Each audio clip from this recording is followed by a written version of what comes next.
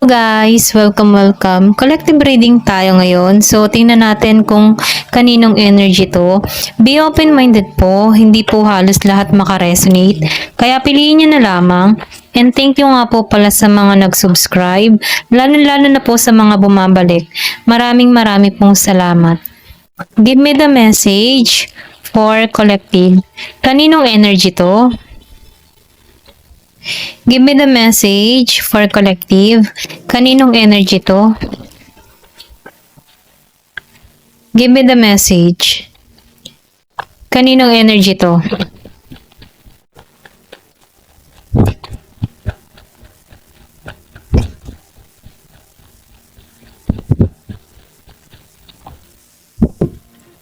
Meron ditong Five of Wands, Six of Pentacles reverse.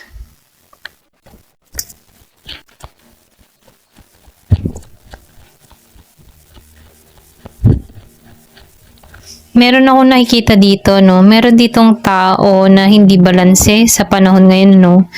Marami tong iniisip or pwede ring sabihin na meron dito hindi pa nag-uusap, may tampuhan, or pwede rin meron ditong nagkalayo. So, nakikitaan ko rin dito, no? Meron ditong pinagdamutan ng oras, panahon, atensyon, akong nakikita. Meron akong nakikita ditong Taurus, Virgo, Capricorn. Merong Aries, Leo, Sagittarius. Meron din ako ditong nakikitang tao na nagpalaya na sa sitwasyon. Kumbaga, no, tinahak nito yung kapayapaan, itong tao na to. Tinatanggal ng tao na to yung galit, emotion, sama ng loob sa tao na to para makalaya sa sitwasyon. So, nakikitaan ko dito na dito siya sa Empress energy niya. Kumbaga, no, nagiging siyang waksi sa kanyang kaisipan, nagiging malinaw para sa kanyang lahat. Nagigitong independent sa mga bawat pagpapasya na ginagawa niya rito, no? So, andun siya sa kanyang power na kung saan, no, hindi niya hinahayaan yung sarili niya na dumepende dito sa tao niya dito. So, nafe-feel ko dito yung grow na nangyayari sa tao na to. Yung paglago, spiritual, at maging sa kanyang sarili, ano. So, nakikita ko rin dito na nagkakaroon to ng pangunawa sa nangyayari or nagaganap or sa sitwasyong kinakaharap niya dito. Kumbaga, no, nafe-feel ko dito na naibangon niyang muli yung kanyang sarili dito at nagiging magaan siya dito. So, happy itong tao na to, no. So, nakikitaan ko rin dito, no, yung energy niya dito, yung bang tipo na okay lang kahit hindi tumungo sa kanya yung tao niya, okay lang din kung tutungo. Kumbaga, nafe-feel ko dito na pinalaya niya na yung kanyang nararamdaman. Kumbaga, hindi na siya naghahabol, hindi na siya nagpupumilit pa. Kumbaga, no, hinahayaan na lang niya yung tadhana, yung kumilos para sa kanila dito.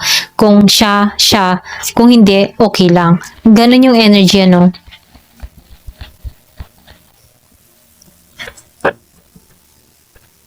So, nakikitaan ko rin dito, no, yung iba sa inyo, meron ditong gustong makipag-ayos. Ito lang nakikitaan ko, no. So, nafe-feel ko dito, andito pa rin yung emotion ninyong dalawa. Kumbaga, no, kahit nagkalayo kayo dito, hindi mawawala yung nararamdaman niya sa bawat isa. Meron pa rin puwang sa kanyang puso yung tao na to at ganun din tong tao na to sa kanya. Okay? So, meron ditong Scorpio. Meron ako nakita ditong Year of the Rat. So, nafe-feel ko dito na meron tong mga lihim, okay? Pero ganun pa man, ano, kahit may mga nilihim dito, meron ditong tao na masinusunod niya yung intuition niya, okay, para sa ikabubuti niya. Ito lang yung nakikita ko. Kumbaga, ano, nakikitaan ko dito yung black and white. Yung iba sa inyo, meron ka ditong kadiling. Magkaiba kayo ng kulay, no? Yung isa maputi, yung isa maitim. Ganon. Ito lang yung nafe-feel ko, no? Pero ganun pa man, ano, itong tao mo dito, nakikitaan ko dito yung malaking pagbabago sa kanya dito. So, nafe-feel ko dito na unti-unti na tong nakakat yung mga sitwasyon na nangyari. Unti-unti niya na tong tinatanggalan yung masasakit na experience sa inyong dalawa. Kumbaga itong tao na to, humahanap to ng mas kaliwanagan para sa sitwasyon niya, para sa ikabubuti niya. Ito lang yung nakikita ko dito. So, meron ditong Gemini, Aquarius, and Libra.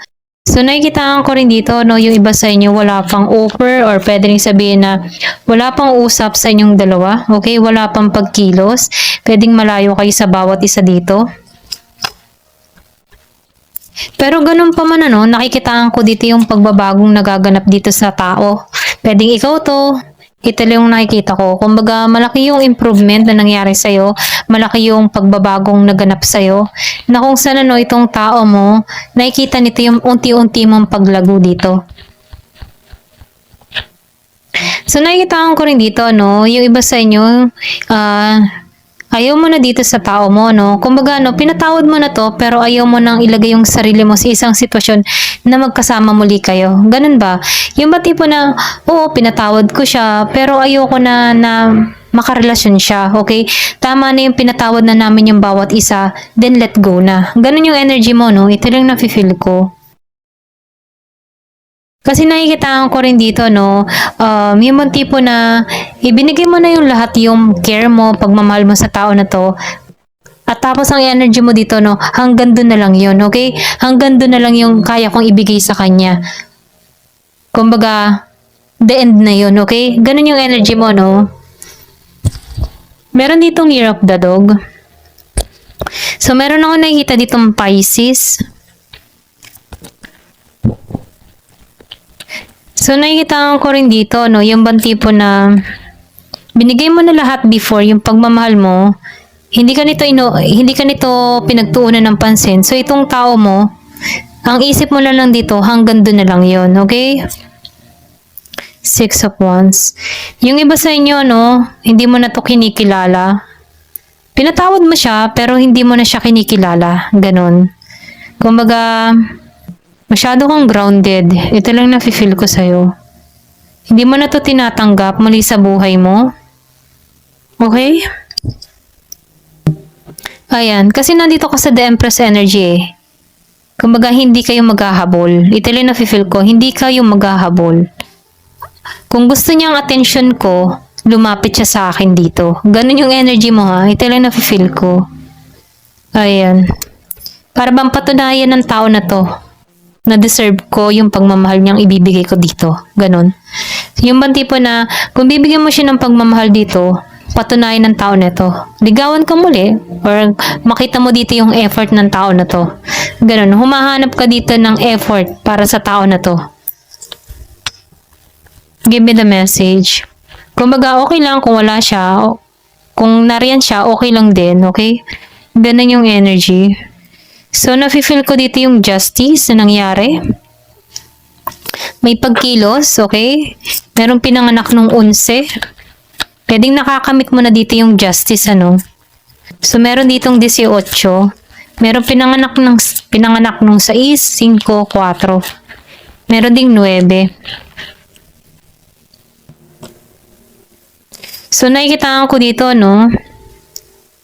Nawala na yung pagmamahal mo dito. Yung iba sa inyo, nagkaroon dito ng separation. Kumbaga, nakikitaan ko rin dito na meron ka ditong tao na naging peke sa kanyang nararamdaman. Pwedeng inisahan ka nito. Okay, pwedeng natuklasan mo to. Ayan. So, kung wala ditong renewal na magaganap, ito rin nakikita ko, no? Meron ditong Scorpio, Cancer, and Pisces. Totoo, walang renewal na magaganap dito. Lumabas ang Four of Wands reverse. So, nafe-feel ko dito, no? Ayaw mo makipagkita dito. Kumbaga, pinatawad ko siya, pero ayoko siyang makita. Tama na yun. Tama na yung sakit na binigay niya. Ganon. Okay? Ganon yung nafe-feel ko sa'yo. Ayan. So, meron ditong 11-11. Sinusunod mo yung intuition mo. Sinusunod mo yung kutob mo. Ayan. Meron ding 2-2-2 balance. Kumbaga, no, nakikita ko dito na binabalansi mo yung sarili mo. Okay? Kumbaga, kiniklear mo yung mind mo sa bawat pagpapasyang ginagawa mo. Kasi nandito ka sa The Empress energy. Page of Cups reverse. Kumbaga, ayaw mo ng usapang bata. Alam mo yung sa bata, young energy na relasyon tayo, okay, relasyon tayo. Pag nagka-umayan, umayan na talaga. Ayaw mo ng ganon. Gusto mo yung pang long term talagang masasabi na nagkakaintindihan kayo. Kahit may mga problemang tumatahak sa inyong dalawa, aayusin nyo na magkasama. Ganon yung gusto mo, no? So, hindi ka na para sa mga pang short term na relasyon. Ayaw mo ng ganon. Humahanap ka dito ng pang long term, okay? Kung itong tao ito ipapasok muli sa'yo at nakikitaan mo to ng pagbabago, maaari mo pa tong bigyan ng chance. Pero sa panahon ngayon, nakikita ko dito, once na itong tao nito, ganun pa rin yung energy niya, ayaw mo, okay? Or pwede rin sabihin, sinusunod mo dito yung intuition mo at nakikita mo sa tao na to, na ganun pa rin yung energy niya. Wala pa rin pagbabago. Kasi malakas nga yung intuition mo, okay? Give me the message.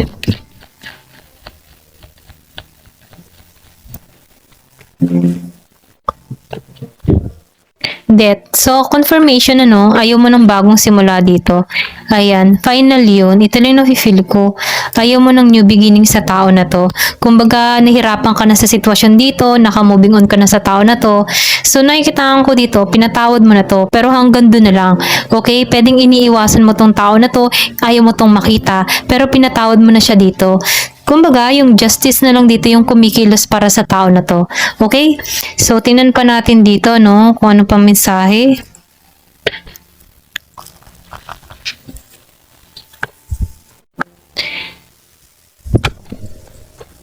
Pwedeng yung nagsisisi tong tao mo dito. Ito lang nakikita ko, no? Kasi ang laki ng pinagbago mo. So, meron ditong block. Yung iba sa inyo, binalak mo to. Pero pinatawad mo na to. Pero binalak mo to. Para hindi mo na maalala yung sakit na naramdaman mo sa tao na to.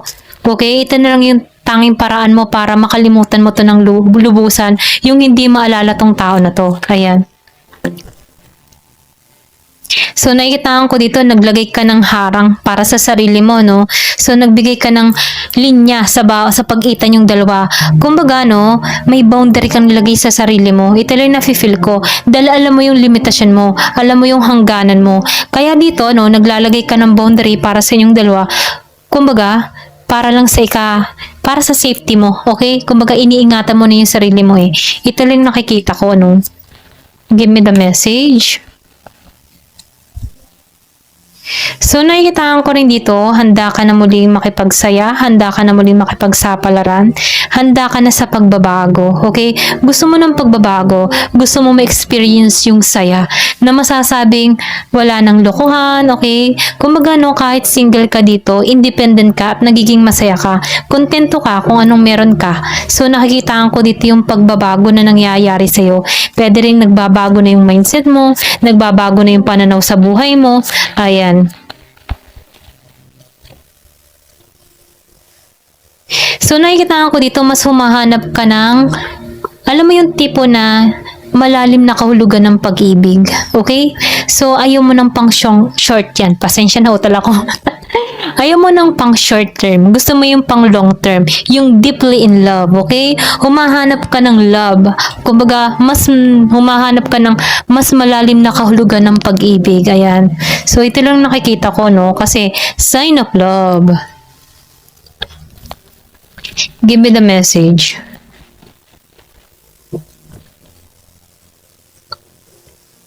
So, nakikitaan ko rin dito, no, itong tao mo, the more na umiiwas ka dito, the more na nagbabago ikaw, okay? Mas na-attract tong tao na to sa'yo kasi iba ka na eh, okay? Kumbaga, itong tao nito, nahihikayat nito, kumbaga, yung energy mo, na-attract pa rin tong tao nito sa iyo, okay? Kasi ang laki ng pinagbago mo, okay? So, nafe-feel ko dito, kung itong tao na to, hindi niya na iparamdam sa iyo yung totoong pagmamahal. Ngayon, nare-realize ng tao nito yung pagmamahal sa iyo, pamula nung nagiging mailap ka dito. Kasi namimiss ka niya ito, namimiss ka ng tao nito, yung bang tipo na may hinahanap siya na mayroong kulang sa kanya. Na kung saan, ikaw yung naging kulang dito sa tao na to, na kung saan nasa ibang direction ka na. Okay? I think, nagsisisi to or pwede rin napalampas nito yung pagkakataon sa'yo. Yung panahon nandyan ka pa. Give me the message.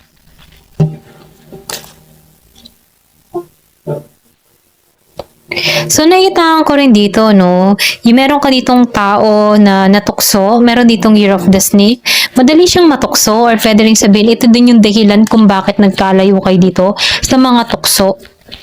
Tukso sa paligid, okay, tumalsik to. Pero nakikitaan ko dito, andito pa rin yung intimacy, okay? The more na lumalayo ka dito, the more na iniiwasan mo to, at the more na malaki yung pagbabago nangyayari sa'yo, may attraction tong tao na to sa'yo, okay? Kumbaga, tumitindi, yung pa rin nararamdaman niya sa'yo. So, dun niya nararamdaman yung sign of love. Ikaw pala yung para sa akin. Ikaw pala. Okay? Ganon. So, itong tao na ito, merong kumbaga, pwede rin sabihin na ihahambing-hambing ng tao na to, yung mga babae o lalaki na pumasok sa buhay niya, na panandali ang saya. Pero nakikitaan nito yung lalim sa'yo, okay? Lalim ng connection sa'yo. Doon niya nauunawaan na ikaw pala yung nagbibigay sa akin ng lalim na connection, okay? So, nasasaktan to. Ngayon niya nare-realize yung pain. Ngayon niya nare-realize kasi ang layo mo na eh. Mailap ka pa. Kaya dun niya nararamdaman yung pain na wala ka. Okay? Umiiwas ka. Lumalayo ka. So, ayan o. Nafe-feel ko dito yung regret ng tao na to. Okay? Nangihinayang siya. Napakawalan ka niya. Ayan. Ito lang yung nakikita ko. Thank you for watching. Love and peace.